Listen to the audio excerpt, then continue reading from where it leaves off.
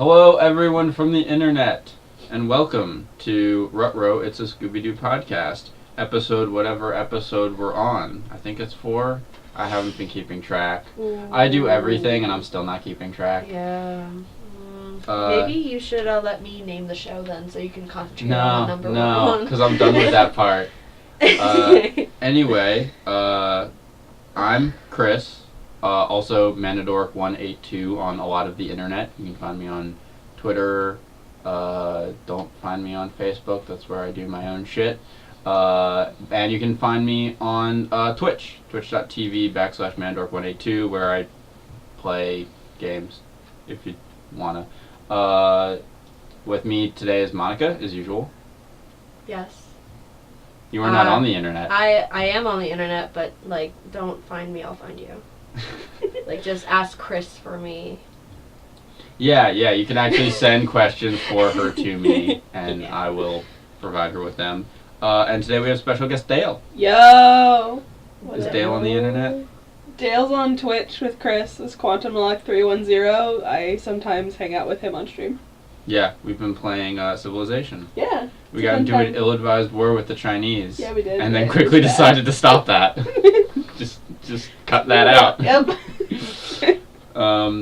Anyway, we're on Scooby-Doo and the Ghoul School, which is freshly released from its plastic prison. Because again, I'm purchasing these. I don't make great decisions. So I'm excited for this one because there's real monsters finally, and also no Scrappy Doo. True on Scrappy Doo. The last one, there were real monsters. I'm Don't unconvinced. hurt the last one's feelings like that. I'm unconvinced that the Reluctant Werewolf had real monsters and not just a bunch of crazy people in costumes. And they were just never unmasked. That was just a crew of insane people. Well, they're real monsters, as opposed to the masked ones. Yeah. Also, or this actually is not just capitalists. This is not canon with Reluctant Werewolf. Does he have a red shirt on? Oh, it's green, finally. It can't be canon with Reluctant Werewolf because, Dracula is in this one, and there's no mention of the time he turned Shaggy into a werewolf, which would be right at the top of my list of things to talk about during the parent-teacher conference. I'm failing your daughter because fuck you. Yeah, I think this is gonna be another one where I remember it more fondly, and then I watched it, I'm like, oh right, I was trash. I had no I think you taste. might like this one because while it is gonna go on I forever, liked it before. I think that this one you're actually gonna like because if I remember correctly, it's mostly stupid monster puns. I do enjoy those. Yeah. How do you feel about stupid monster puns, Dale? You know that I'm the biggest fan of puns. Yeah. Ever. So. And annoy you with them constantly. Yeah, so Shaggy and Scooby get hired to work as gym teachers at Miss Grimwood's School for Ghouls, only to discover the pupils are Zoinks, in brackets, daughters of the world's most frightening famous monsters. So I'm eager to see if the movie bothers to explain this. I don't think it will. But why are Scooby and Shaggy up to be teachers anyway? I don't believe they're certified. I don't know why they're looking for another job.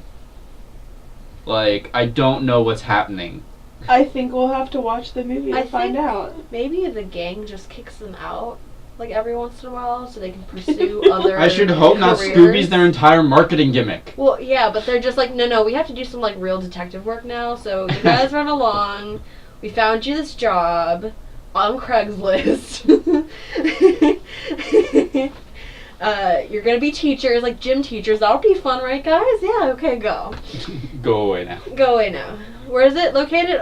Spooky Mansion. So, go find it. Good luck. There's a back-to-school game on the bonus features. Well, I just know want you what to we know. have to do. The bonus features are full of terrible things. So, special features include a back-to-school game, get the picture, how to draw Scooby-Doo. When I think of a back-to-school game, I think of, back-to-school shopping, but, you just have to Back walk to through school a store. shopping the game. Yeah. It's like life, but worse. Right. Oh, man. You have this list of things you have to find, and the aisles are weird, and it's ghost or It's supernaturally basically related. Chutes and Ladders. You just like roll dice, move around the board, see if you pick something up or not. If you miss something, you gotta go all the way around. It's a garbage game. Get the picture of How to Draw Scooby-Doo and Shaggy. Why don't they have How to Draw Scooby, then How to Draw Shaggy, and then you can just draw them together? Why is that? That might be what it is. They don't want you to draw Shaggy by himself. There's a special feature called How to Draw Scooby-Doo, and then a special feature called How to Draw Scooby-Doo and Shaggy, but no How to Draw Shaggy tutorial. I think you're reading into that too much. Yeah. I think it's just... It's discrimination. As we've learned in the very first As a skinny movie, white man. Well, no. As we've learned in the very first movie, Shaggy is nothing without Scooby. Okay? Yeah. That was not what I pulled away from the first movie. That's what I got out of it. America Loves Scooby-Doo and Scooby-Doo and Shaggy Love to Eat. Those are two separate music videos. Oh, it's a music video. I missed that. I thought this was like... Well, it doesn't put that at the beginning. It just saying. throws that on at the end. America Loves Scooby-Doo and Scooby-Doo and Shaggy Love to Eat music videos. I really think we have to watch all of the specials. I can't bring myself to do it. It's the afternoon. We have Isn't that part of this whole thing? Is you we have have to watch to every single experience. speck of everything that's on that We DVD. have to go back. Dale has pointed out a major flaw in our series. No, we're reviewing the movies. Unreleased what you've released. All right, and also it will be our bonus cast of special Scooby-Doo. We'll figure it out. We'll figure out the name. I'll get it later. But we have to do the specials too. There's also various Scooby-Doo and other family favorite trailers. So like trailers for the other Scooby-Doo movies and probably some other Hanna-Barbera garbage. Well, we don't have to do that. But we do have to play the game and listen to the music. Enhanced features for your DVD-ROM PC. 3 interactive game demos. Web events, website, chat room access. We can get Just down at the bottom there.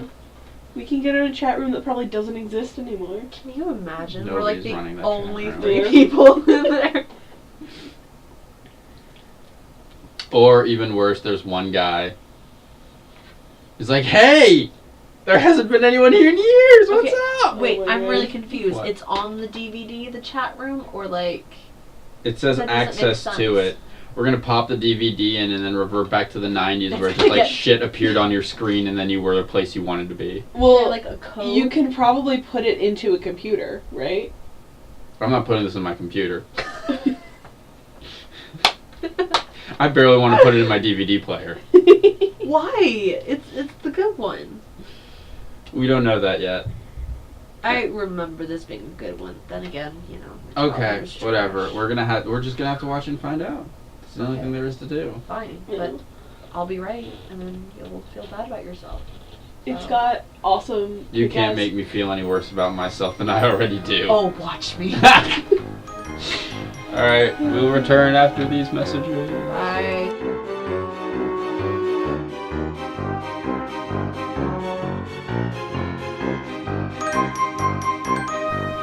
And we're back, and that was a thing that definitely happened to all of us. Yeah. We were in it together. Right off the bat, best one so far. Yes. I know that Dale wasn't here for the rest of them, but I've you seen the have first seen, one, yeah, you did and see I've Scooby-Doo heard vs. you Hollywood. complain about them, so. Yeah, so this was definitely the best out of all of them. We still haven't reached good yet. Yeah.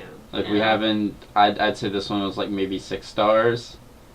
We haven't like really peaked, or even hit. You mean 6 Scooby snacks? 'Cause I think you need a That's Scooby no. snacks rating system. No, we don't go Yeah. with Scooby Snacks rating system. Scooby snacks. No, we have He's to. kind of a tyrant. You can't actually change anything. We can't use You the should Scooby. listen to your creative cohorts. Your collaborators, if you will. We can't use the Scooby Scooby Snacks. Snacks rating system if we want to be taken as a serious critical program. We have to use the normalized star Oh, you were system. trying to be considered serious? No, but I'm winning this argument on that basis. No. I could go out and buy a box of Scooby snacks. You could eat however many Scooby snacks the movie you decided was rated. I think we should do that. You just want to eat Scooby Snacks. Yeah. We can just go out and get Scooby We Snacks. but eat like actual dog snacks and call them Scooby snacks. That way we Not- rate everything poorly. No. Zero. I'm like, Zero I'll snacks make- always. We actually have to Paw-shaped have like, a cookies good if we're getting argument that. for why we hated it. And as the movies progress, I feel like as we get more recent, the better the movies actually are. Because like this one actually had like it had 2 stories even, rather than one really long drawn out story, and that was nice. Yeah, that's what really makes this movie better than the others is because they go with 2 parallel stories, then they sort of drop one and keep going with the other. That means that like different things happen, so it's not just people doing literally the same action over the course of an hour. Yeah. And both stories were like decent stories. I feel like the underlying one went on for a little too long. Like, I feel like if I'm an evil witch and I want to kidnap some people, I want to make sure that I have all of my prep steps done. Yeah, so, like, we have just skipped those. So the 2 plots of the movie are... Because the back talked about the volleyball game. Yes. So there was the volleyball game with the Callaway Cadets, who were a military academy. But then there was also an evil witch that wants to kidnap all the girls and turn them evil, presumably to make like a league of evil monsters of her own that she would then control. But it did like, she hypnotized them, then she was going to turn them evil, which seemed like a separate process, so she wasn't going to be controlling them anymore. So she was just assuming that evil people would want to hang out with her. Yeah.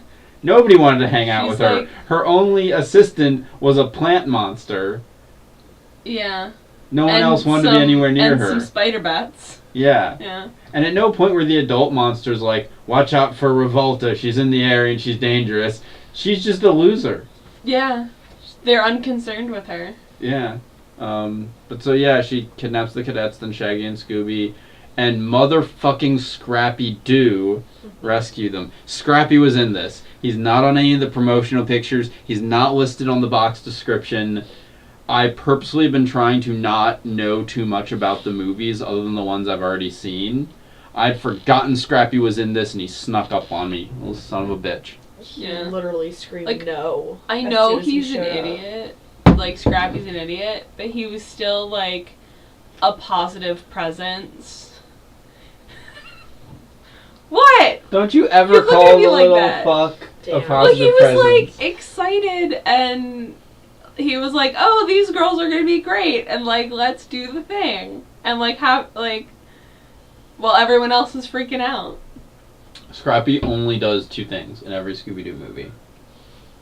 Be an idiot I and know be you an haven't idiot. seen the last ones. No, Scrappy... Or be one, evil in the case of the live action one. No, in all the other Scooby-Doo movies, the 2 things that Scrappy does are, 1, he misunderstands things and causes problems. Okay. 2, he drags Scooby and Shaggy back into a situation he otherwise would have left. Those are the only things he does in a movie, and you don't need him around to do those things. The rest Yeah. of the time, he just makes the worst jokes in the movie. But he said puppy power, and that's alliteration, and I'm 800% about alliteration. Well, that's good, because I'm like 10,000 part not into puppy power.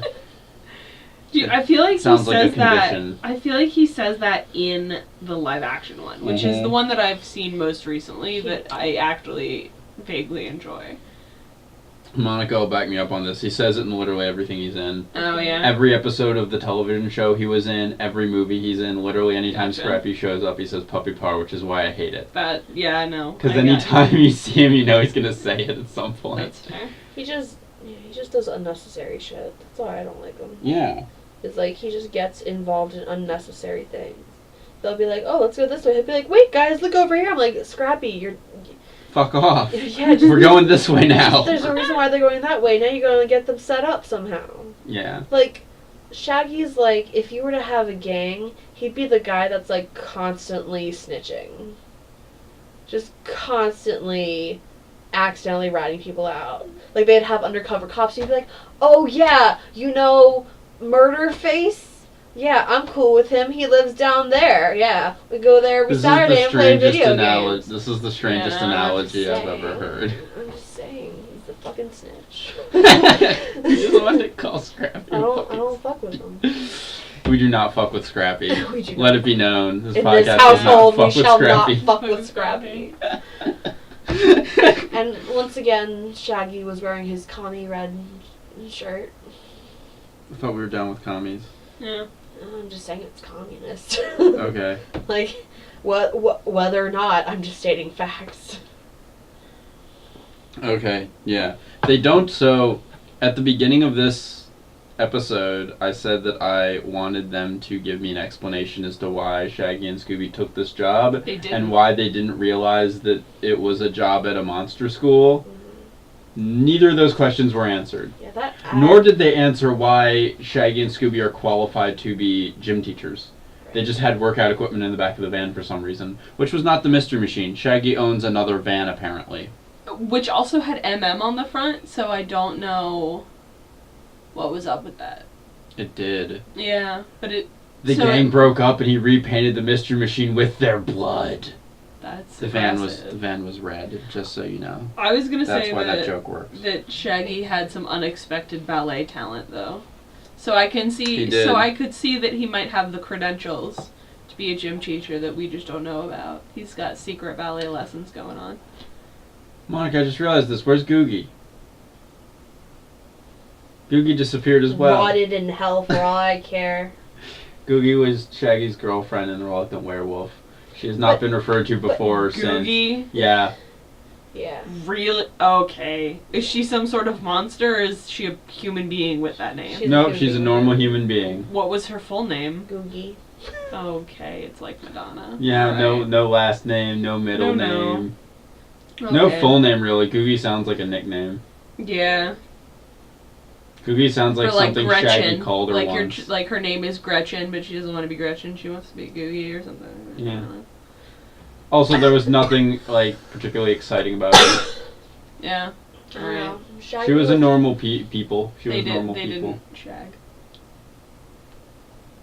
Shaggy with a romantic interest is weird to me. Like, I was down for him and Velma in the new series. Okay, yeah, I was I'm down totally for down for everything that. about the new series.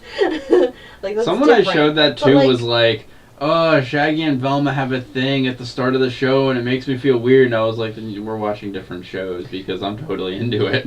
Yeah. Yeah, but also Velma was a different person than she is like in the old series. That's because in the old series, she's the one with the least amount of character. Exactly. So they had to That's give her what something. that's what I'm saying. It's just like, you know, and Shaggy too has more character in the newer series. Well, than the they all old do. stuff. Like, the Mystery Incorporated is the best one because they're like, alright, actual television show. Right. So Shaggy as he is now, him being in a romantic relationship is weird. Yes, that's fair. It's just He is a man-child. Yeah, he's just a child. He's just Of really course. into his dog. Have you met some of the men on this earth who have partners? What? There are a lot of man children who are very into their dogs, who are able to find companions of their preferred sex. Right, but like he just doesn't. So it doesn't. I guess because it's a children's show, they don't have any interest in anybody. That's actually something that I'd like to talk about really quick, because I think that goes for this entire movie, and probably all the Scooby movies we've watched to this point that I haven't really thought about. Everyone is childish. Right. Everyone's motivations, everyone's actions are very childish, because they assume that as kids' movies, kids can't comprehend anything but their own motivations. Right.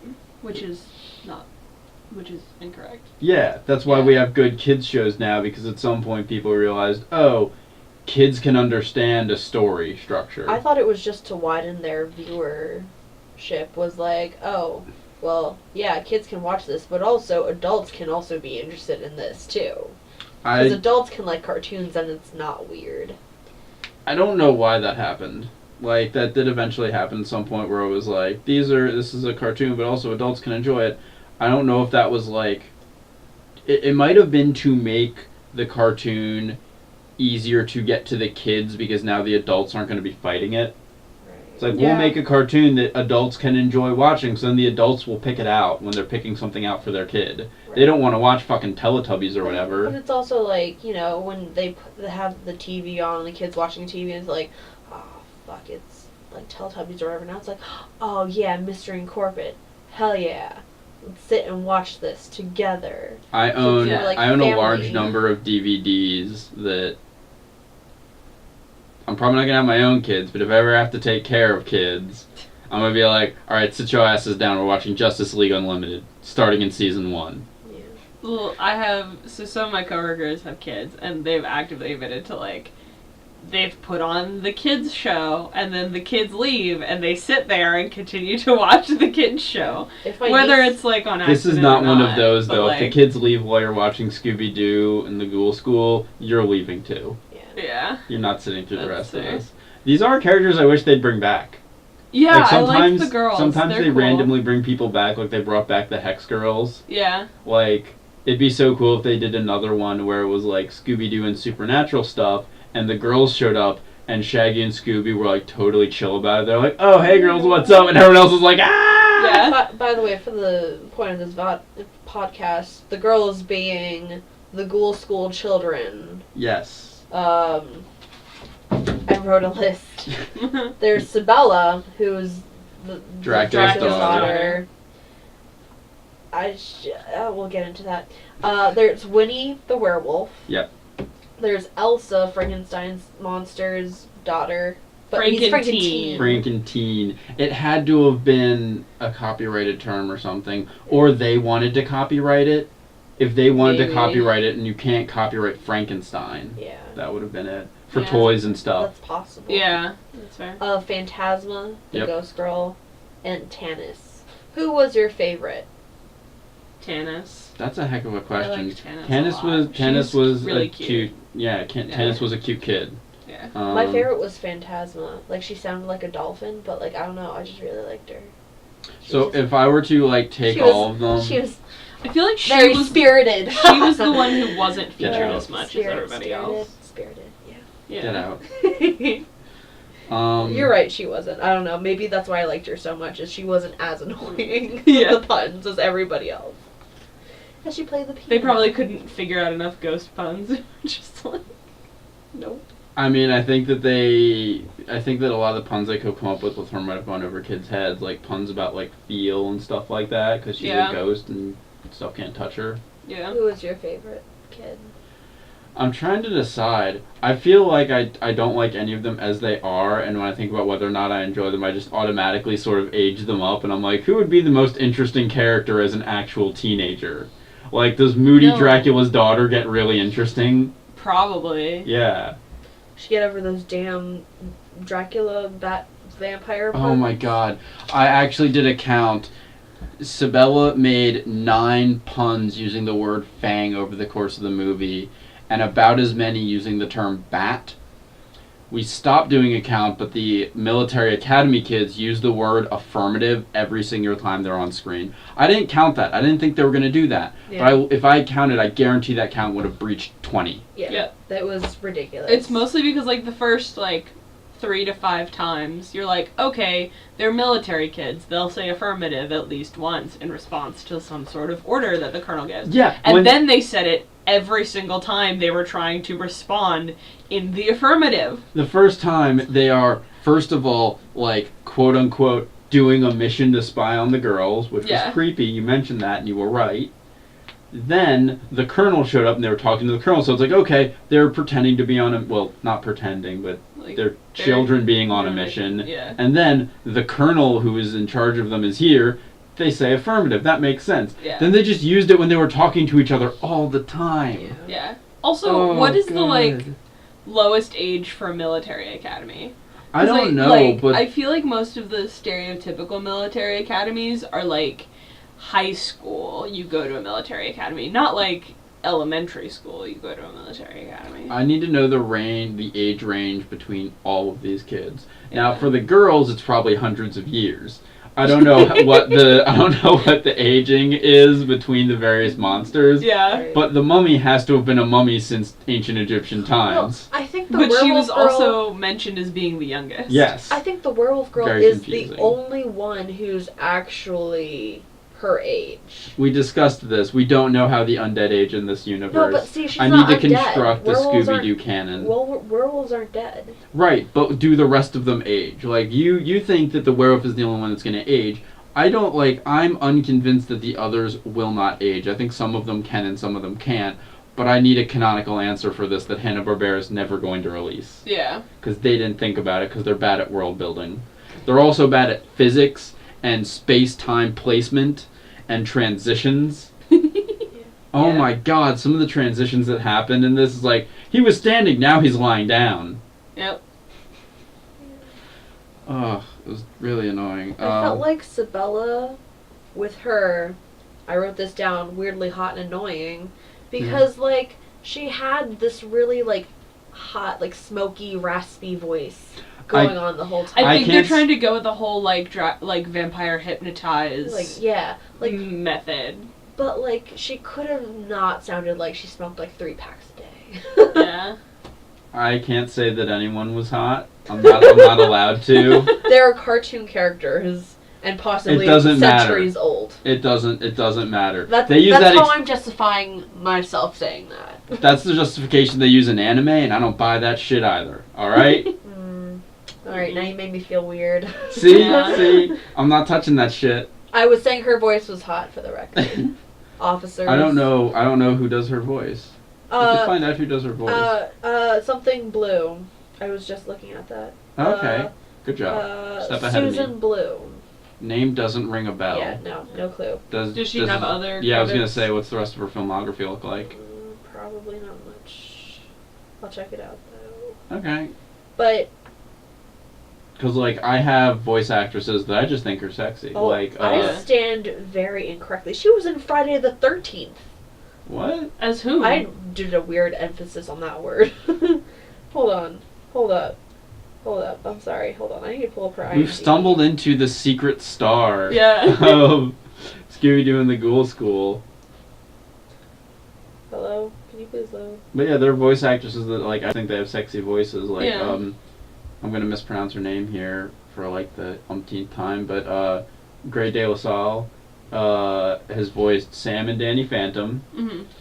and then every other goth girl Yeah. in every okay. cartoon that made me feel things when I was 15. Yeah. That's the one that, like, I have a signed print of that and stuff, but, like, then she did a ton of other characters. Mm-hmm. She played Mrs. Amanda. What? I don't know who that was. I'd have to see a face. In Friday the 13th? Yeah. The new one or the old one? We're totally off track here, by the way. I'm not going to say sorry, but I'm going to call it out for what it is. Actress. 115 things she's been in. Well, she works. Most Way to recently, go. she was in Transformers Animated in 2009. Okay, so she is a set voice actress. She was in Land Before Time 12, The Great Day of the Flyers. I didn't know they got up to 12. Haven't you heard? Jackie Chan Adventures, she played the Rice Museum curator.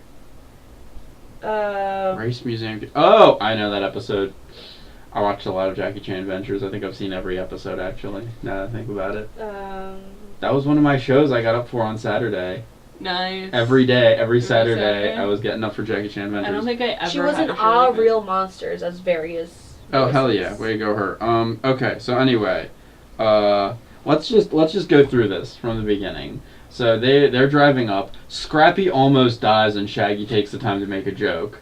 Yeah. Then Scrappy gets Shaggy to eat the map. Right, which he keeps safe in a sandwich. Yeah. He literally said after Shaggy ate it, I put it there for safekeeping. And Scrappy was the one who handed it to him and was like, oh, here, eat this sandwich. Yeah. Yeah, Like, so Scrappy intentionally it got was- them lost. Okay, it was So a this sandwich was all- in a glove compartment. I just want to the glove point out. compartment was already the safekeeping place. Yes. So he put it in between two pieces of bread for this joke so that Shaggy could eat the map. Except in universe, it wasn't a joke. In universe, it was all part of Scrappy's evil plot to get them stranded in the middle of nowhere so he could murder them.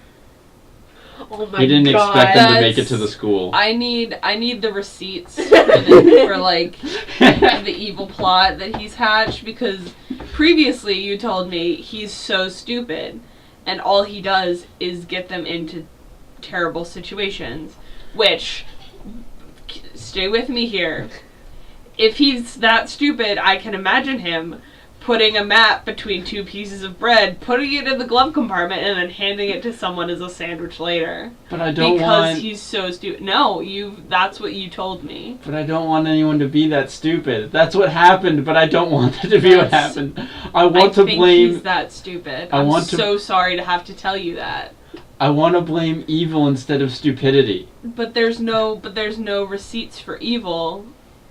What What about the live action movie that you said you liked? I said up until this point.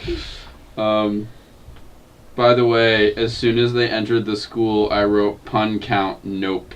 That Because we got like 3 minutes in. was the point where you sighed and were like, oh yes, this is what I'm in for.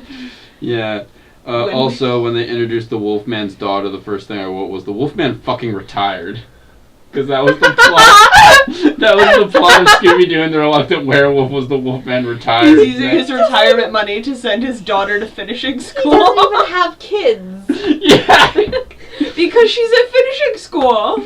He shipped her up. He's with hot babes in a convertible. Yeah, that's how they showed him. Really? Okay. They showed him like at the beach with a bunch of hot babes. Also, it's not the same Dracula though.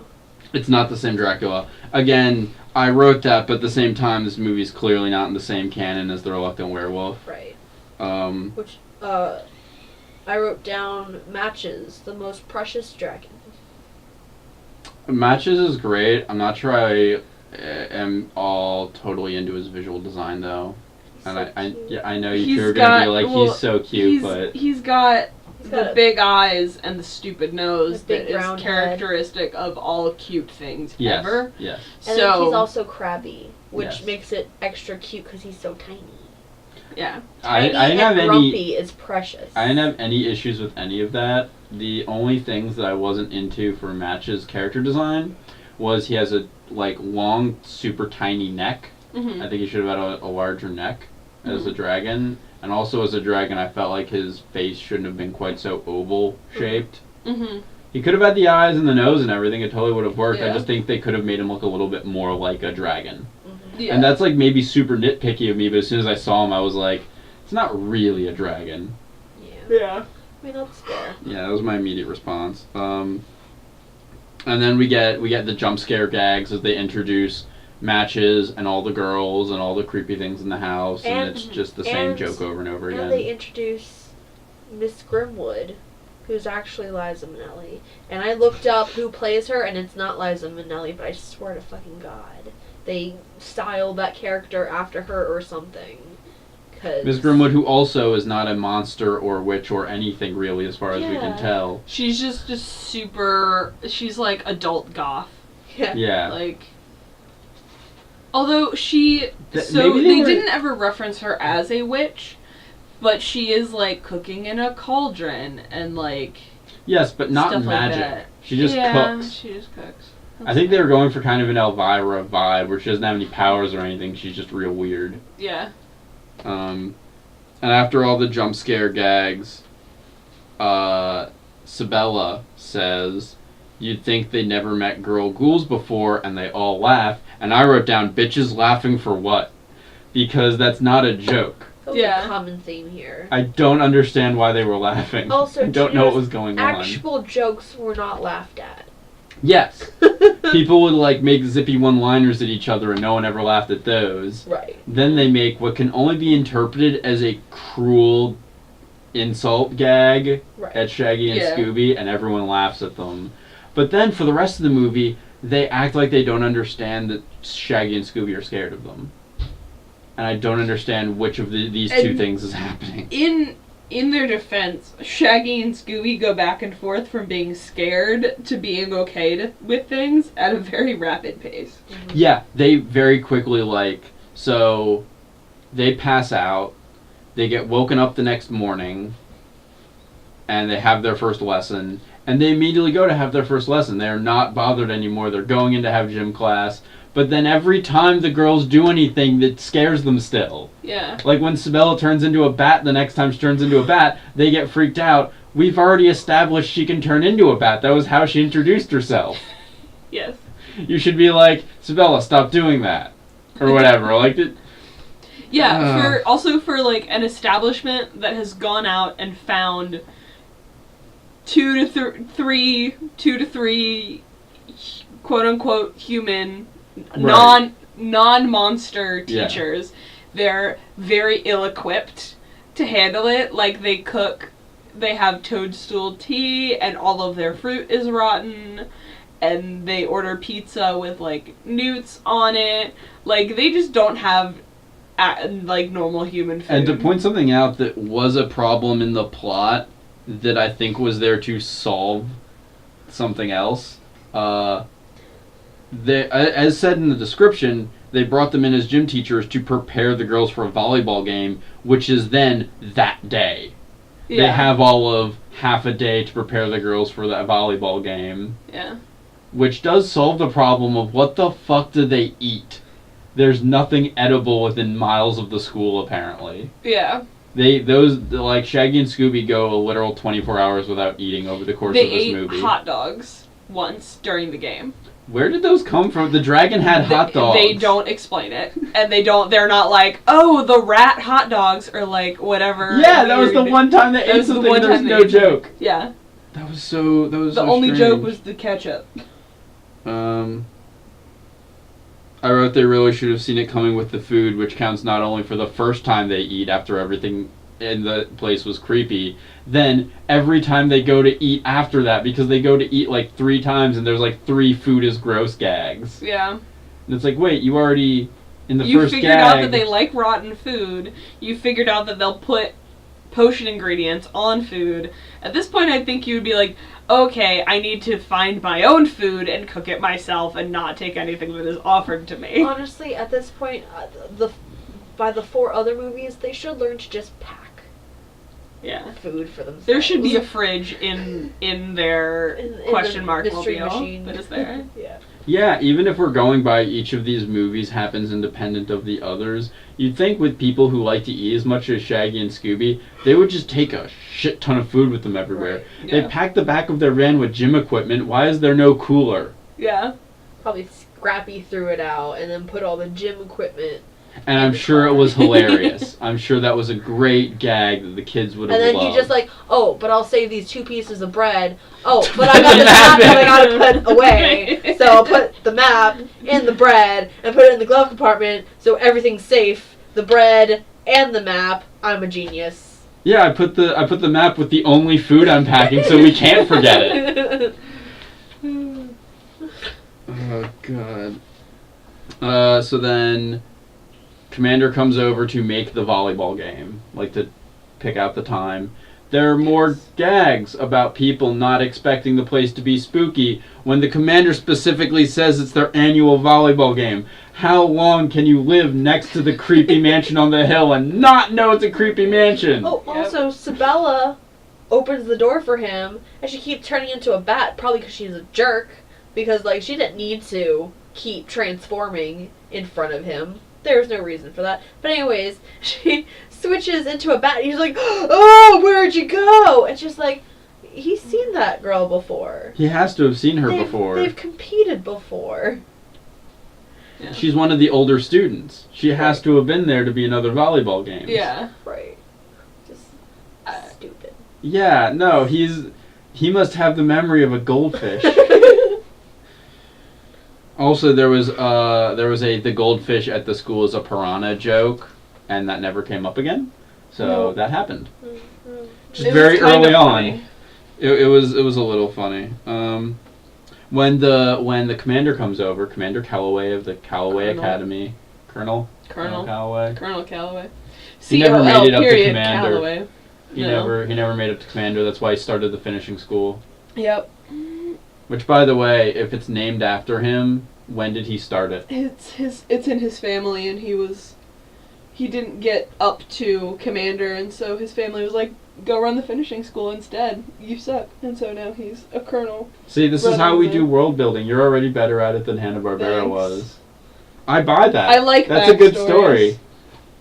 But he comes over. The thing I want to mention most about when he comes over is they introduce that the school has several assistants. We already met the floating hand when Shaggy and Scooby came. Mm-hmm. There weren't really a ton of jokes involving that. It showed up. They were scared of it, and then that was it. Yeah, they do more jokes with it when the Colonel shows up. Yeah. Well, there was a really interesting moment where the hand, at least to me, where the hand, they're in the pumpkin patch, and the hand carves a face in the pumpkin using its finger. And so that hand must have, like, the greatest, like, it has the claws. strongest finger. Yeah, the strongest claws. I don't know if you've ever tried to carve a pumpkin. It's not easy, and doing it in like 5 seconds flat. That actually establishes the hand as being quite possibly more dangerous than many of the other dangerous things in this movie, because apparently the hand not only has sharp enough claws to cut through a pumpkin, it has the strength to drive the nails into the pumpkin and carve out the jack-o'-lantern. That thing could probably shred your face. Up Scooby. Yeah, it picks up Scooby and Shaggy and all kinds of stuff. I'm like, that hand could probably murder everyone. Yeah, if I'm Revolta, like, I don't want those girls. I want that hand. Give me the hand. Like, yeah, the hand could just make like a judo chop motion and then shoot straight at you and go directly through you. Yeah. It would just like... And there's a hole in you. You never know that it turned. Yeah.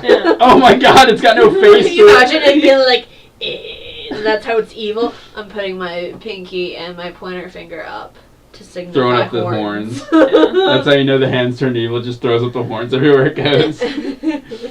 All of a sudden, it's just a really angry bull. You've changed. Sad llama. But so that he's there, and then the most important thing about Colonel Calloway coming is they introduce the Octo Butler, who is like my favorite character, because he just comes out of nowhere. They've got an octopus butler. Also, I'm pretty sure he's only there for that scene. Yeah, he's only there for that scene. And then the workout montage. And they get like 2 or 3 jokes out of him, and that's it. Yeah. And I think they had one other... Wasn't there one other person who works at the school they introduced out of nowhere? Legs, the spider. Legs, the spider. Yeah.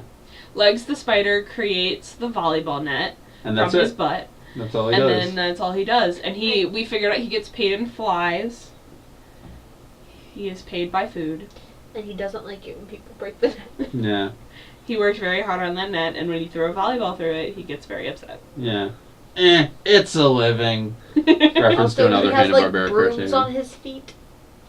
I think they just drew his feet weird. Yeah, I think they're trying to make him fuzzy. And then let's see.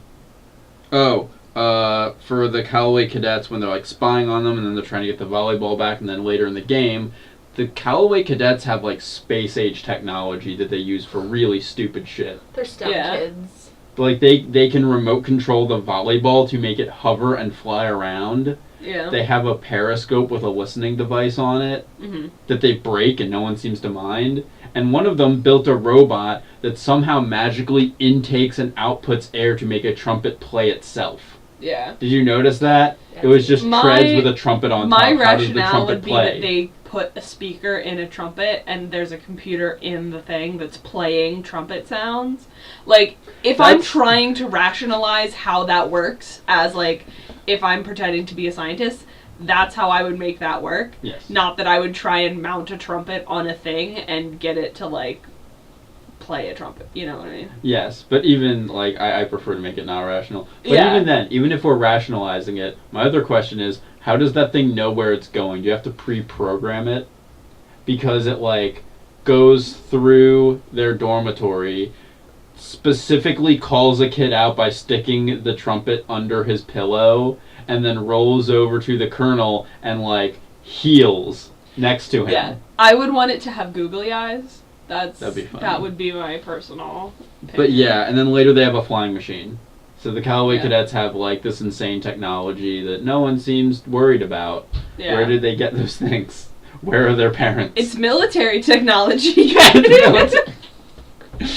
The Callaway cadets are actually a secret military operation, and they get tons of funding. They were the smartest kids in the world. Yeah, exactly. Sent with the most powerful kids in the world. That's as much as I think I have up to the game. The first game or the second game? There was a second game? Was there the volleyball game?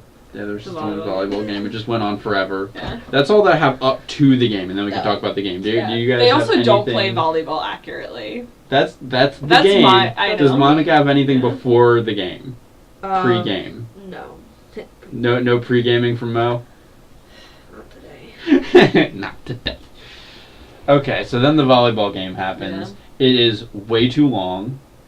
Nobody follows the rules of volleyball. Everybody is a cheater. Everybody Everyone cheated. of them mothers. I don't even care about the cheating, because the cheating is like, okay, yeah, sure, it's monsters versus apparently Obviously, super smart kids who are obsessed with winning. Both sides are obsessed with winning. Sure, everybody cheats. Fucking Scrappy's the ref. He's not going to catch anyone doing anything. Yeah. He's basically two bricks stacked on top of each other with a mouth. And a whistle. Yeah. They gave him a whistle. Why'd you give him a whistle? Oh man. Yeah. There's no actual volleyball that happens. No one. They called it spiking. Yeah. Which happened maybe twice. There were so many things that were just like not even cheating, just against the rules of volleyball. Yeah. Simply put, people reaching over the net. Mm-hmm. And this is really dumb stuff. Like, this is not great podcast stuff, but like so many things are bad about this movie. You start getting annoyed with everything. Yeah.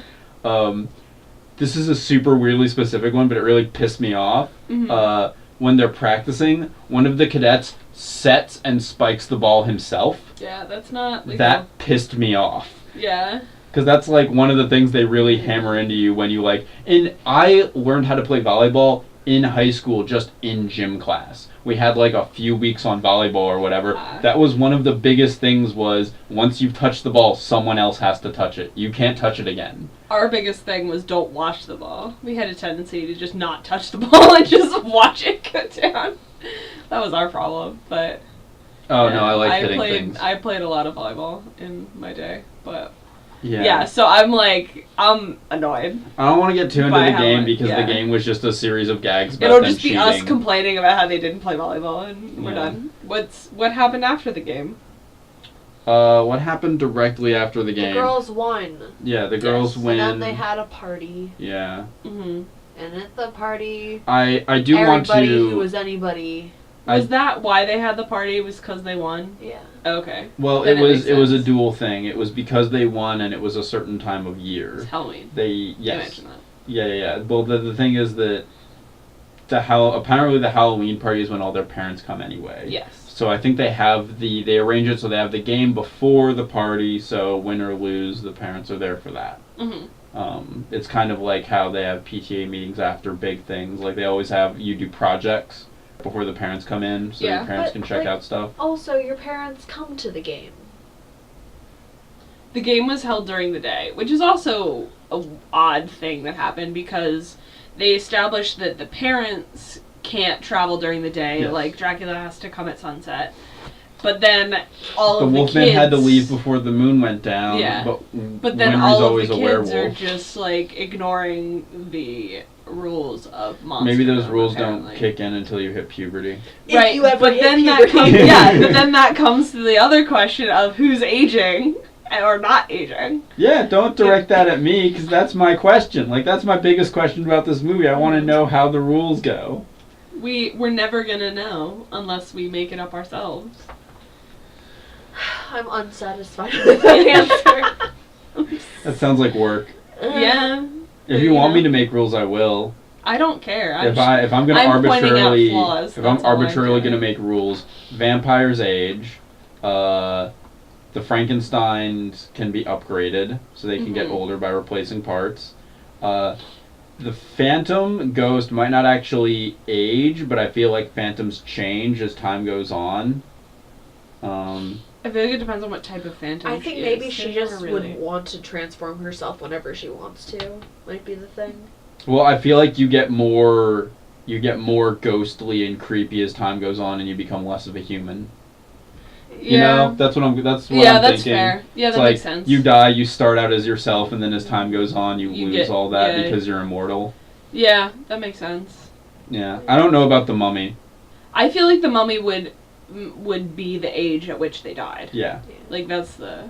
yeah, that's what I'm feeling. And I would be opposed to your vampires aging thing. I think she would visually appear to be the same age at which she was turned, but mentally would grow because she was immortal and learning. And rice. Yeah. Anne Rice. Okay, Anne Rice. I was like, what are you talking about? Under Anne Rice's law, she will age like that. Yeah. No one gets to make the rules about Not fiction certain about the except Dracula laws. no one gets to make the rules about fiction about the people except the people who wrote it. I know. Important rule: how do you kill a vampire? You kill a vampire however the fuck you want because you're writing the book. Yes. It's an important rule of writing that a lot of people fail at. Now we're getting into a totally different thing. Yeah. So I was trying to get us back on track and then we went right no, off track. you're totally right. Okay, so the parents come. It's only dads. There are no women in this universe. Yeah. There are only little girls and one woman who runs the school for the little girls. No other women. Yep. No other women in the entire movie. Yeah. Except for Revolta, who may or Who's may not not be really a woman. great representation of womankind. Yeah. But So they come, all the parents come, and all the dads are like, "Yay, you crushed those humans!"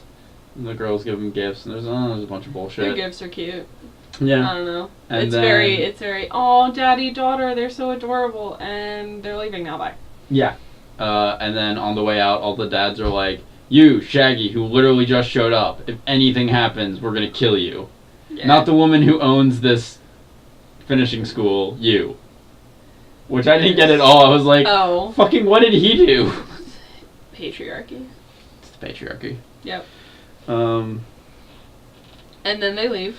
then they and leave. then Revolta gets tried. Yeah. Oh, she sends the spider bat. Yeah, Revolta has these spider bats that can hypnotize people. So she sends the spider By bat.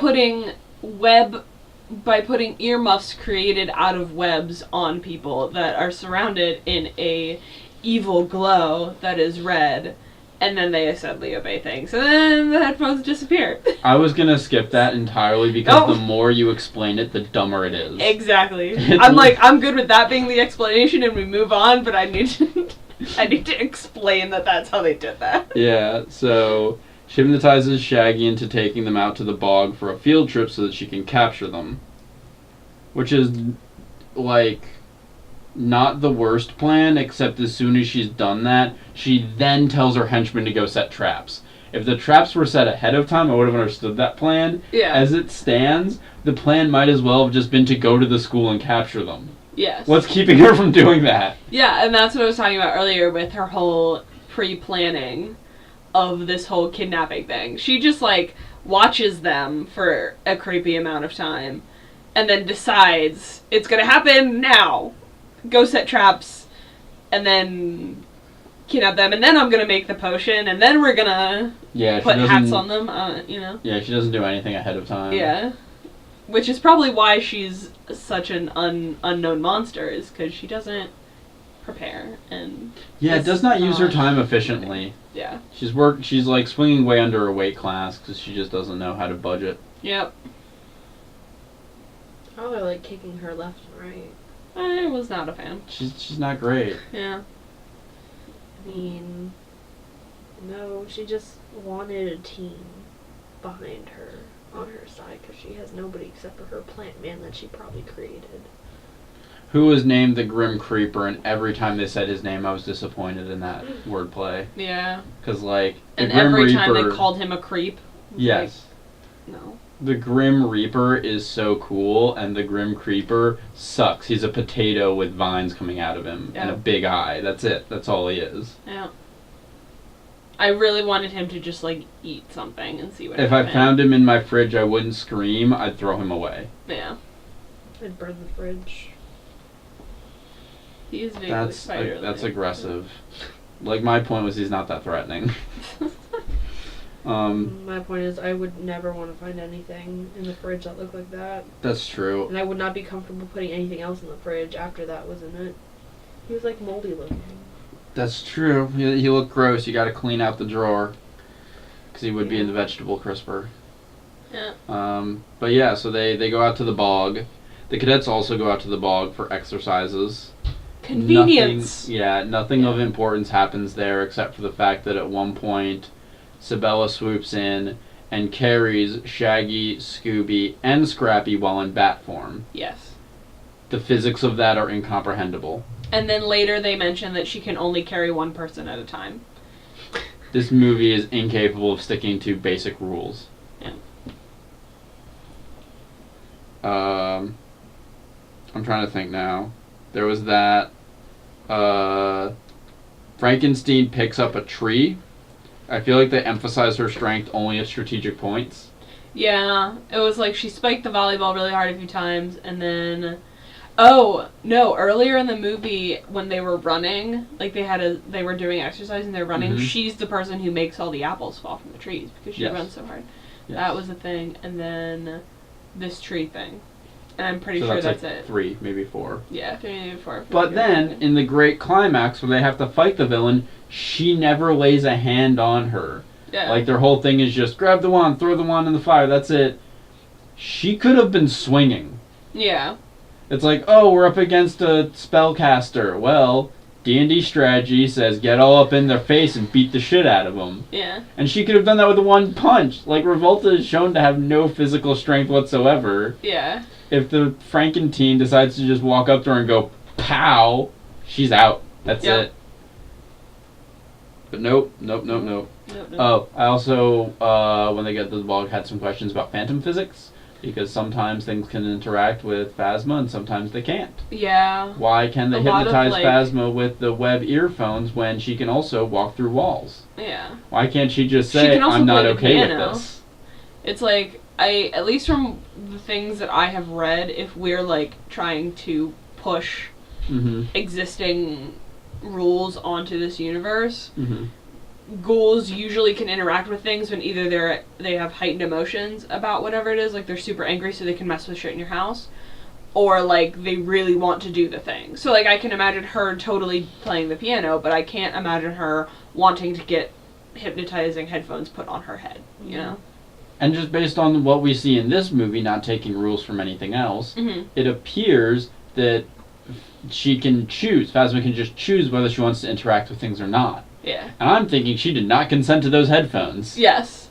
So why did that work? I don't know. It just doesn't make any sense. I think it would have been a better mechanic if they'd used the spider bats and had them do some sort of echolocation type thing. They probably needed a visual thing. Yeah. Like, yes, it would have needed visual things, but the headphones are also a visual thing, you know?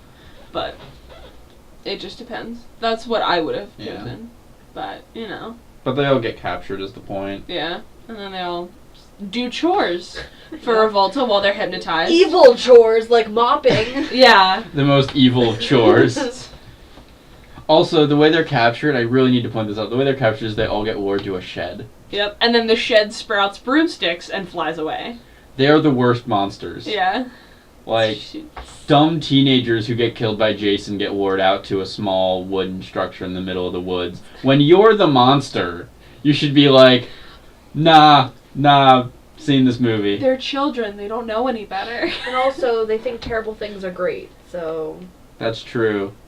So they're like a shed? Fuck yeah. That actually would have been cool if part of the lore had been they were like, oh, look at this creepy building. No, instead she was like, I'm gonna hide here from the creepy vine dude. And yeah, the Grim Creeper grabbed her, she ran away into the shed. She could have beaten the crap out of that guy.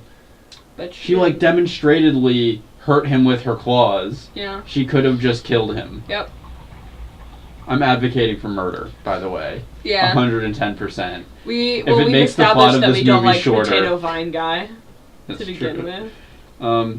The only other thing in the bog is that suddenly Sabella cannot talk while she's in bat form. Yeah, that was weird. At one point she just suddenly started making squeaky noises. I don't know if they had done mocap for her mouth and didn't have any lines or what, but all of a sudden she stops having actual dialogue. Yeah. That freaked me out. In the beginning, she didn't speak when she was bat. I don't know what point she did start speaking as a bat. Well, she didn't at first because she didn't have any lines. She changed and then she started talking. When the cadet guy comes in, the Calloway guy comes in, she turns into a bat, is squeaking, and then turns back and is not squeaking anymore. Well, but doesn't she also, when she's on her way out, she's talking to him and changes into a bat mid-sentence? It was because it was either then or the volleyball game where she starts being able to talk as a bat, When she or maybe goes the and bog. gets pizza, she's like, "I'll be back," and then turns into a bat and just squeaks away, and then comes back. I know she squeaks. started talking as a bat either in the bog for just a hot second. Maybe that was it. Maybe she never talks as a bat, and then in the bog they needed her to say something, and so they Maybe. just capped it in where she was a bat. Maybe. I don't. I just really remember all of a it. sudden she was talking as a bat, and then she wasn't, and suddenly I was confused what the rules were for that. Yeah. I don't know. Matches was initially not allowed to go with them and sneaks out after them, and so then Matches can go along on the rescue mission. Yep. But he wasn't there to prevent them from being kidnapped. Yep. Which was a good move, actually. Yeah. I would have bought it a lot less if they could catch all those girls with Matches being there, because Matches was super into fucking things up. Yeah. Matches loves fire. Yeah. Which is his name is extremely appropriate.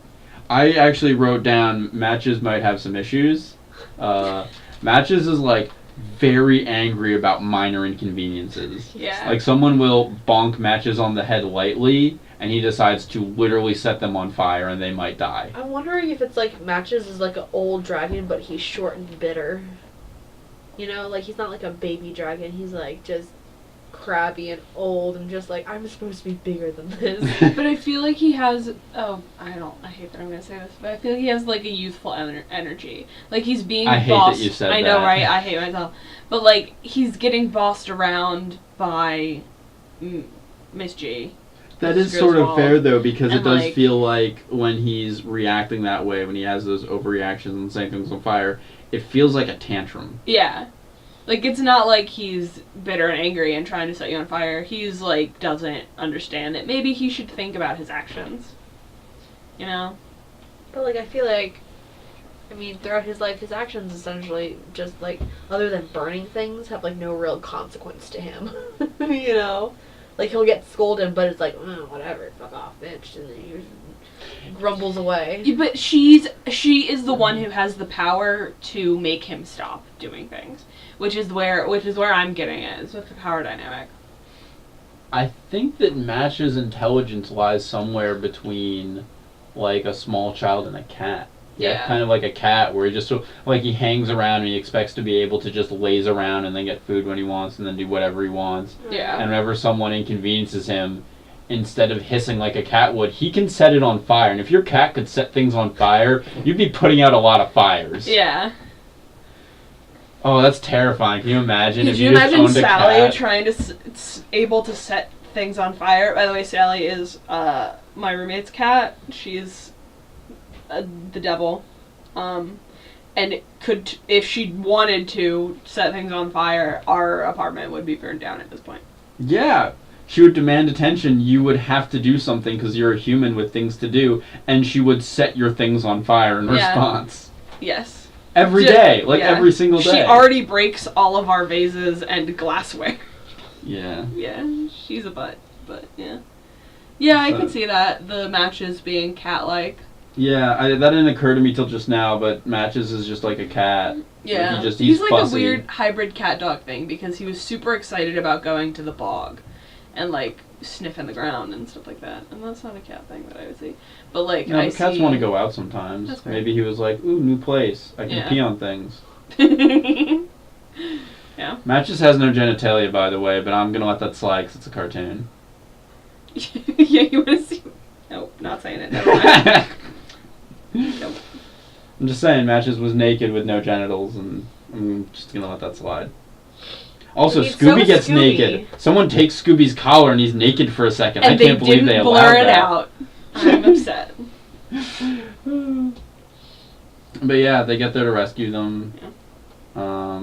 They launch themselves off a tree instead of just walking up to the fucking cat. There was a path leading up to the castle, and they were like, nope, catapulting ourselves using a tree. That's why fucking Scrappy's around, to have terrible ideas. Yeah. Well, they did say, oh, we need wings to get there. When there's clearly... It might be a very narrow pathway, but it's still a pathway leading up to the thing. It's not like it's just an island of mansion. You know? Yeah. So... Yeah, I don't know. Anything to add to that? No, I think it's all been said. then the movie ends, right? Well, no. Then they get inside the lair. It's like, okay, you have to understand. I got distracted. You zoned out for a minute there. I got so sleepy suddenly, Okay. and like I started like lying my head back, and then like I'm watching, but like also kind of like falling asleep, and I'm just like, I don't know why I get so tired while watching these movies, but I do. I'm sorry. Because they suck. This was one of the better ones. This was the best one so far, hands down. Luckily, they're going to get better from here. I need to double check what the next one is, but I'm pretty sure it's Witch's Ghost, or there might be one before. Scooby-Doo and the Arabian Nights? I don't think we've seen that one yet. That might be the That's next coming one. up. Yeah, I was gonna say it's either Witch's Ghost or there's one before Witch's Ghost. I think it might be Arabian Nights is the next one. I'm gonna double check. It's questionable. But either yeah, way, I got distracted, and then that happened, and then I paid attention, and the movie was over. well, they get to Revolta's lair, and I did see that. yeah, Shaggy gets caught by a mirror monster, and I have nothing of substance to say about that. It just happens, and then the mirror monster gets lit on fire by matches because that's how that boy solves his problems. Yep. And he's like, and the mirror monster's just like, it's too dangerous out here, I'm going back in the mirror, and then Shaggy comes back out.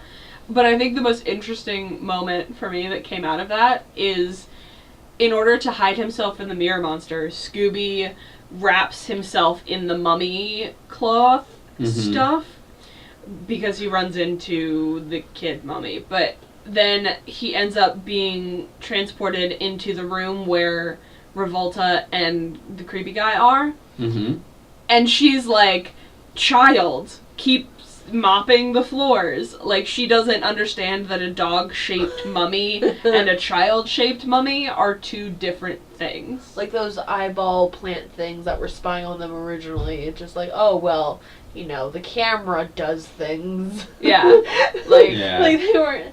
She wasn't like, this is different somehow. And the creepy vine guy was like, there's something weird about this one. Like, but before that's she was. still like, even still, that's like, alright, I disguised myself as a mummy. Alright.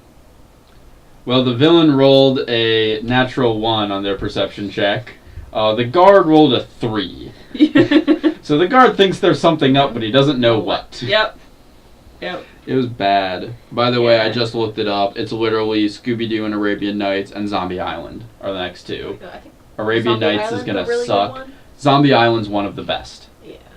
Okay. So we got one more to go, and then they start getting good, like actually good. Everything after Zombie Island is a substantial markup. Some of them are still silly, but you know they're easier to watch. But yeah, so that happens. So the mirror monster is apparently a shitty monster. Yeah. Because every other character in the movie gets set on fire, and no one is like, I'm out forever. Yeah. Well, almost every character. Even the bad guy, Potato Man, the Grim Creeper, he gets set on fire, and he keeps doing his fucking job. Yeah. Mirror Monster gets set on fire once and is like, I'm retiring forever, back to the mirror with me. What a shit villain. Yeah. Doesn't even I feel try. like in his defense, he's probably been living in that mirror for like eons. And is That's like true. out, gets set on fire, and it's like, no, I liked my not getting set on fire. Can you life. imagine if the mirror dimension was basically like here, except everyone was scary looking, but he's like, on the other side of the mirror, everything is better. Then he gets out and he's like, wait, everything's the same, but I got set on fire. Yeah, exactly. Like, he assumes that this is hell. It turns out, no, it's just baseline. Yeah, exactly. Let's see. So then they get captured, and I think we talked a little bit about how they get captured. Or not get captured, they get put in the helmet thingies. Yeah, the kids are about to be revoltized, which is just a way of being said they're going to be made evil, which involves a potion and a very mad science-y helmet that's going to, like, evilize their brains. Mm-hmm.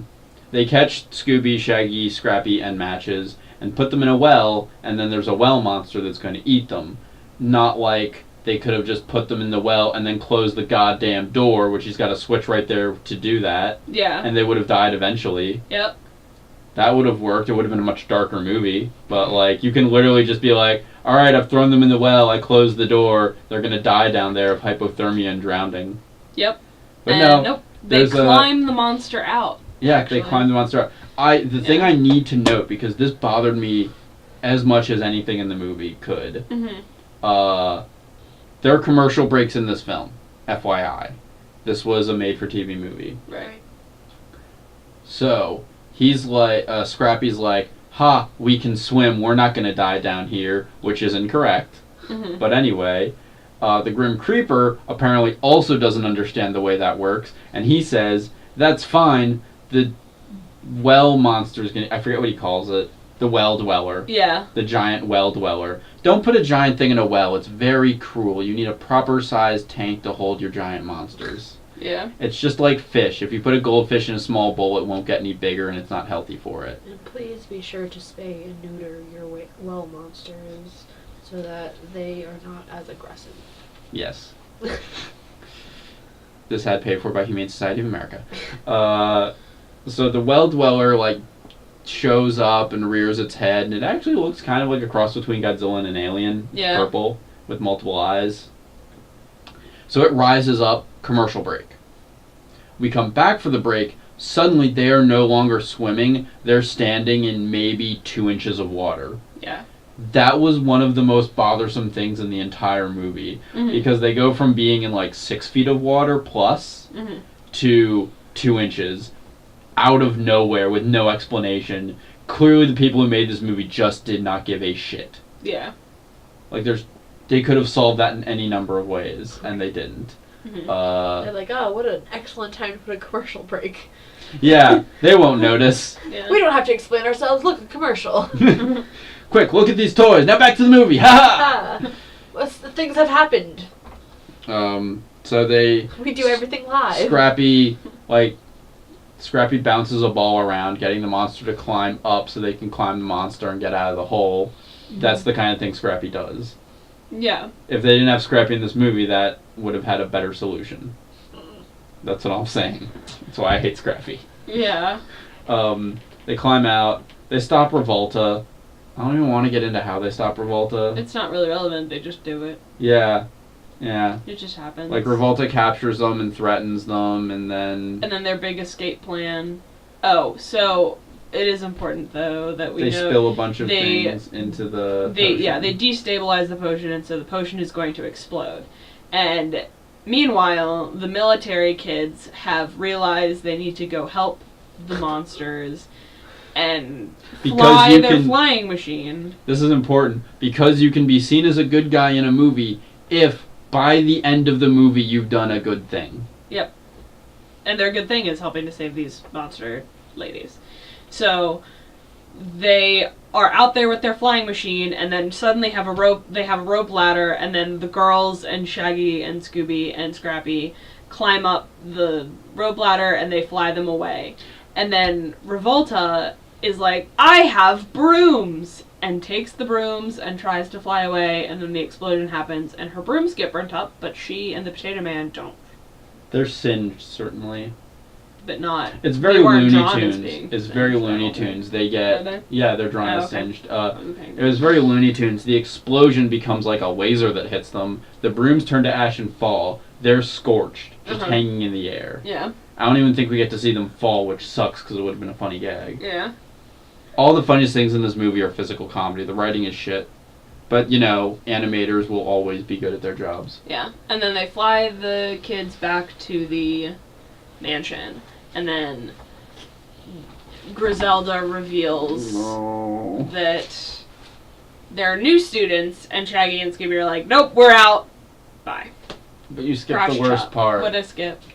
You skipped that they get back, they celebrate, that they stop Revolta, with a musical number. It wasn't a musical number. It was the sickest, most insane rap ever. I was trying to forget that it happened.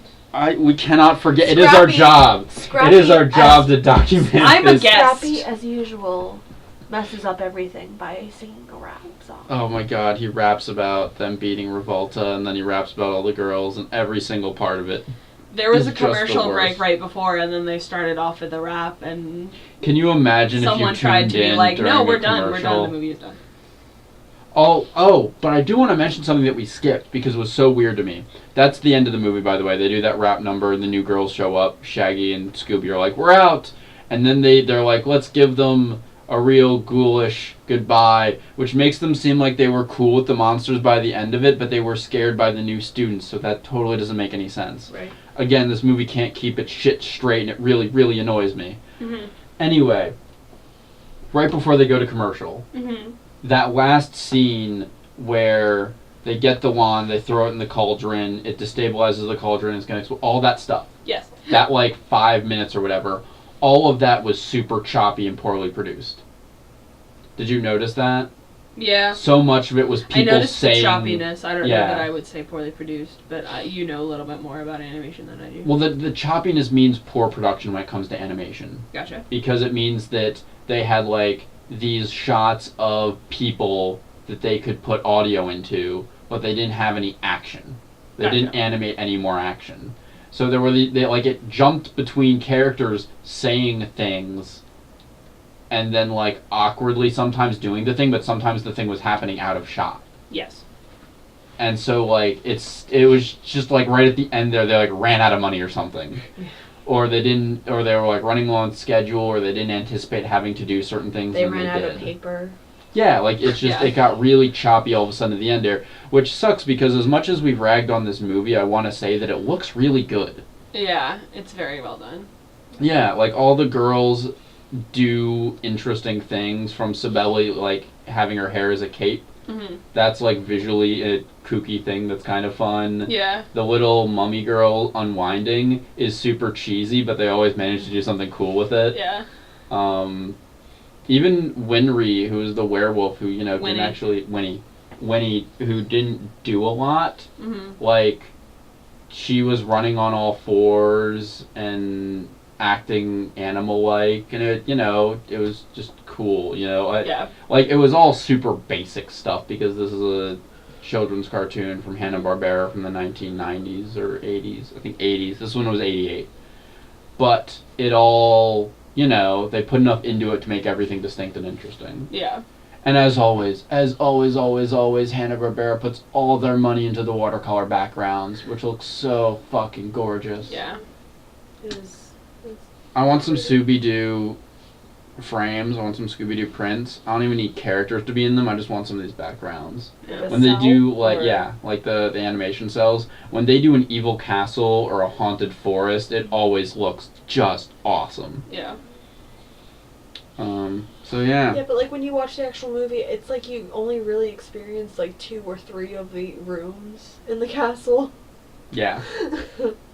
They do the castle and you then never know the real layout. I feel of a lot of the inside. time they pull stock animation, stock cells of a room, and then adjust the amount of it that they're going to show based on the scene. Right. So it'll be alright, we have these cells of a foyer of a creepy house. We're going to use these for Scooby-Doo, some Scooby-Doo movies, some of our other shows where people are detectives, just for everything. Yeah. I feel Scooby-Doo's use the same creepy picture of a castle constantly. Yes. I think Revolta's castle is actually in an episode of the show. Mm-hmm. But yeah, so that's the end of the movie. They stop Revolta. They don't want to take on new students. They go to presumably find another profession. Despite doing all that work to become certified gym teachers, I guess, maybe? Or maybe they're no longer exiled from the team to find other occupations. Yeah. Maybe the gang takes them back. Maybe they turn the gang down. We can't do better than you guys. Well, is it ever established that the gang makes money? That's actually what I was going to say, is maybe the gang didn't throw them out. Maybe they were like, guys, we need to go because we need to make some money. We'll come back at some point, but also, we need to get paid. So maybe they, took this payday. Some I'm sure please. they get, some kind of, not, military status, but, they get discounts at places for, saving towns and authorities and places. I don't think anybody wants to admit to the fact that a group of teenagers did the work of the local police department that's why they get in discounts. a literal single day. Yeah. That's why they get discounts. Maybe that's what a couple of these movies were. Just maybe being Mystery Incorporated is something they do 4 to 6 months out of the year. Yeah. And then all these movies with Shaggy and Scooby where the rest of the gang isn't around is them on their off time doing whatever they want. Yeah. Dale just touched me with her foot and it was very, very cold, and I want to put this on record for the rest of time. That was so cold. Yes, and it's up. It's Oh on my you God, so that stop I can warm it. up. Oh, this is the worst. But yes, that's the end of the movie. Oh, we also played the special game. That wasn't that great. Oh my God, the game was just, who is this girl? They, She like, likes to had- play the organ. It's Yeah, the Phantom Girl. They had like just Boom, clues done. listed, and you had to figure out who was who. I was very disappointed because I didn't go back to school shopping for the Ghoul School like I thought I would. It was real bad. But it was real bad. Chris is a stinky meanie head and wouldn't play the music videos because he was afraid it was going to be We like already sat Scrappy's through rap. the rap. I'm not going to do another one. It probably wouldn't have even been a rap. It probably would have been like a great, like... Do you remember the Boo Brothers music? Because that one wasn't good either. I didn't want to risk it. No, I don't remember that music. The Boo Brothers invited all of their cousins around for a party, and then they sang about how weird they all were, or something like that. It lasted all of a minute. Oh, that's why I don't remember it. Yeah. Okay, so what are our ratings for the film? I'm gonna give this one like a 6 or 7 out of 10. As an adult, you don't want to watch it, but as a kids movie, this is actually really good. Yeah, I think I'm like 5 or 6 because I think it went on a little long, and I would have changed the plot up in a couple different ways. But like That's in terms fair. of being entertaining for a child, it's pretty up there. Yeah, I gave it a 7 just because, like, it was entertaining. Like, if I was a kid, those puns would have probably been more funny to me rather than me being, like, exhausted by them Yeah. like I am I now. might be pushing this one up just a little just because all the other ones are bad. I should leave room on the scale for the later good ones. This one's probably a 5 or 6. I should be fair. This one's probably a 5 or 6. I'm expecting the more recent ones to be, like, 9s or 10s, or 8s or 9s for the most part. Maybe there's a couple that I would be, like, 10 out of 10. I should buy this movie. Yeah, But- so that was whether we Scooby would or would not. Here are the Scooby do's and don'ts for some other people on Amazon. I picked out a pretty short 5 out of 5 review that I also just really like. So we're going to do the 1-star review first because it's hilarious and also pretty long. So the title of this review is Worst Scooby-Doo Ever. And the review is from June 5th, 2004. Eesh, what is this supposed to be? Shaggy and Scooby's solo outings usually make for good movies, but Ghoul School comes nowhere near the surprisingly good Boo Brothers or Reluctant Werewolf, and is so far behind modern Scooby-Doo animation. So this guy really liked Boo Brothers and Reluctant Werewolf. Oh, it sounds like a Bad District character. It really is the cheapest, shoddiest Scooby effort I've ever seen. There isn't even a mystery, thus explaining the lack of the mystery machine. An ugly red van is the replacement. So why on earth they bothered to make this Scooby-Doo movie is puzzling if they weren't deliberately exploiting a popular character. It's just all wrong. Shaggy gets a job in an all-girls school, actually Ghoul. It's not great grammar. School teaching phys ed. I'm sorry, but when did Shaggy become a qualified gym teacher? That's legitimate criticism I also had. There's a pointless story involving a volleyball competition with a military school next door, but that isn't enough to distract from the bore.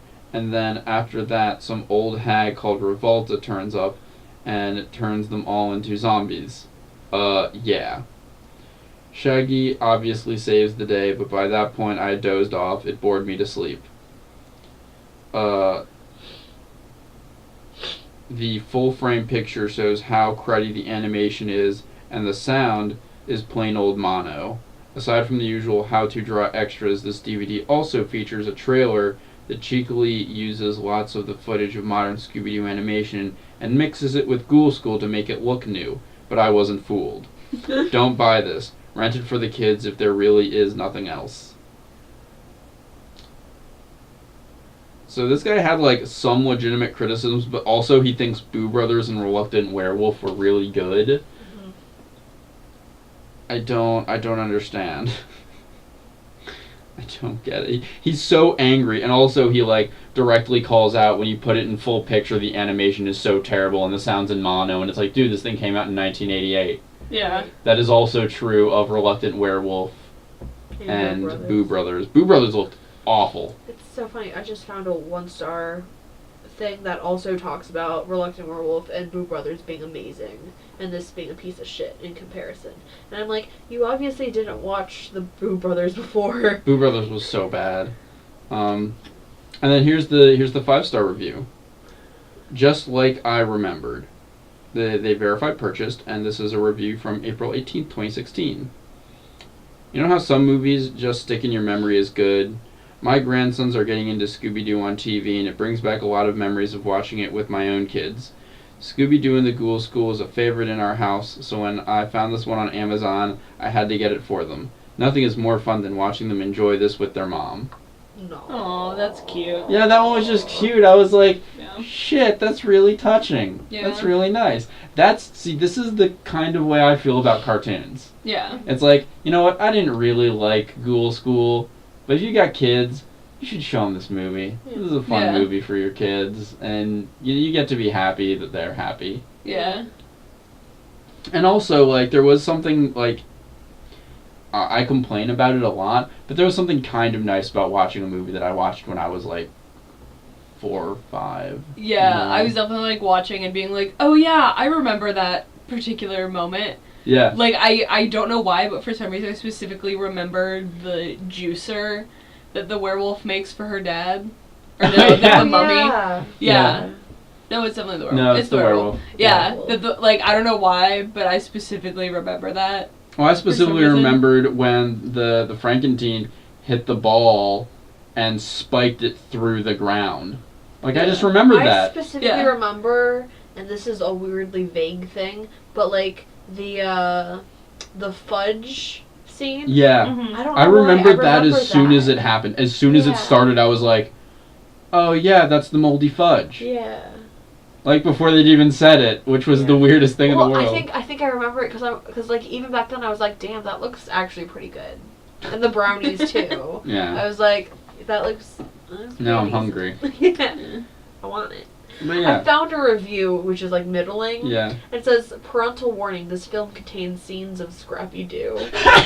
Let me tell you, it's amazing. I think I really it should identify be with that rated person. XXX just for that, shouldn't it? But honestly, this was one of the easing off of Scrappy films. So like, in the werewolf one, he isn't nearly as annoying as he is in his involvement with the rest of the franchise. Really bad taste that comes in your mouth is the premise. Shaggy and Scooby go to an all-girls school. This person to does not become- have a great way of structuring sentences. You know It's they really don't. bothering me. Shaggy and Scooby go to an all-girls school to become gym teachers. First, that sounds like a teenage sex comedy. Second, how on earth did Shaggy get a job as a PE teacher? What does that say about the school that hired him? Gym teachers like him are the reason that American education has taken a nosedive and we have a problem with obesity in this country. Let me just say that is directly false, because Shaggy is repeatedly referenced as being a good athlete. Yeah. And I know that that's a weird, like, canon thing to know, but in the first episode of Scooby-Doo, it's referenced that Shaggy is on the gymnastics team, and in multiple other episodes of different series, like in different runs of the show, it's mentioned that Shaggy is far and above the fastest runner on their team. Shaggy's in great shape. Yeah. Anyway, all joking aside, it's still an all-girls school, but the girls are ghouls, and their parents come. Hilarity ensues despite the premise. It's actually not that bad and has better moments than The Reluctant Werewolf, which is in the same era of Scooby-Doo movies and really oddly makes All Things Considered. Yeah, they didn't. This review is not well put together, but he is hitting most of the points. Like, this was made at the same time as Reluctant Werewolf. It's probably a little bit better, but Ghoul School feels better, it looks better, and it has better laughs despite Scrappy's involvement. I disagree with that part, but I didn't think the laughs were better. I thought Ghoul School was. I thought Reluctant Werewolf was actually funnier. I think Ghoul Reluctant School. Werewolf got to have more visual gags. Like, with the racers and everything, they got to do more things visually, which was, like, that's where the best comedy comes from. I think what I thought was funnier about Reluctant Werewolf was just the sassy comments coming out of Dracula. Yeah, Like, it and was- Vampira White. And Vampira White, yeah. I thought they were pretty funny. There was Dracula's Bride was a Vera White knockoff. Vanna White. Yeah, Vanna White. So Yeah. she was Vampira, Yeah. and she was like a mix of Vanna White and Elvira. Yeah. So she was constantly not understanding what was going on. Nice. She was actually kind of funny. Yeah. I mean, it was that kind of humor where when it didn't hit, you just slowly put your face in your hands. But it was still worthwhile. But yeah, so like I enjoyed this movie a little. I'm not looking forward to Arabian Nights because I remember Arabian Nights and I don't remember it being good. But it will move faster because it's going to be Shaggy telling stories. So it's going to be like Scooby-Doo and Shaggy in shorts. So it won't be as much of a chore to get through. And then we've got Zombie Island, which begins the age of really good Scooby-Doo movies. It's like Zombie Island, Witch's Ghost, and I think we've got a couple of great ones after that. We're going to get into like Alien Abduction, Cyber Chase, which some people don't like, but I really enjoyed as a kid and I think is interesting. What did you find now? Someone wrote, "The Phantom's daughter is screechy and squealy. The werewolf's daughter sounds constipated and howls constantly." She did sound constipated. She's like, "Oh, that's really good idea, Shaggy." Oh, so I thought that was funny. Frankenstein's daughter sounds like they were trying to make fun of mentally handicapped people and walks around calling her dad Dada, even though she looks at least like a teenager. I'm sorry, just that You need to stop reading these Werewolf right now. daughter sounding constipated cracked me up. Yeah, no. But yeah, so any closing thoughts?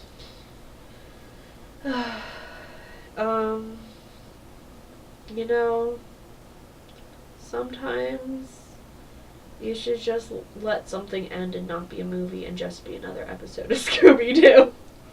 This wouldn't have worked as an episode of Scooby-Doo though, because there's no mystery. It could have been like the Harlem Globetrotters. Well, I guess that also had a mystery to it. It could have been its own thing. They could have cut down a lot of stuff and made it a Scooby-Doo episode. Both this Reluctant Werewolf and the Boo Brothers were clearly padded. Like, Yeah. up until Zombie Island, Yeah. everything includes tons of padding. Yeah. They easily could have cut all these down, and you just have to accept that. Yeah. But I'm just saying. It doesn't make them good, but as long as you accept that, it's like, alright, fine. So yeah, I guess that calls it to a close. Again, you can find me on both Twitch and Twitter as Manadork182. If you have any questions for anyone who's ever on this podcast, we might actually get some other guests on occasionally, now that we've established that that's a thing we can do. You can at me, and I'll get a hold of them. It'd be pretty easy. Is there anything else? Twitch, Twitter. No one else here works on any other projects. On Twitch, I'm just a really supportive mom. And I don't post any videos. I don't really play video games. I just comment on your shit. Yeah. And other people's. I've seen on some other people's channels. Oh yeah, my one friend. But no, yeah, I made a Twitter, but I don't really use it. I don't do anything with myself. I just work and sleep and then hang out with you. That's fine. I guess the only other thing is quick housekeeping. These are, as you've noticed up till now, these have been posting end of every month. That's how it's going to be going forward until at any point, if we really get off to the races, I might start doing them bi-weekly. Mm-hmm. But at this point, there's neither demand nor supply to do that yet. So we'll see where it goes. I'm more concerned with having a consistent schedule than getting as many of these out as possible. Right. Like, if I just throw them out as soon as we do them, Yeah. we're going to be on a schedule that's like, next week, then 3 weeks, then 2 weeks, You girl can't. then 3 weeks. So we have a bit of a backlog that we chug through in order to ensure that these keep coming out at a very consistent pace. Mm. So All right. Thanks for watching, and we'll be back next month. Goodbye. I know. There's a picture on screen, though. People can stare at the logo if they want. Thanks for Don't you listening. laugh at me. Thanks for listening. Have a great day, night, week, evening, year. Run, drive, whatever you're doing while you listen. We appreciate it. Bye-bye.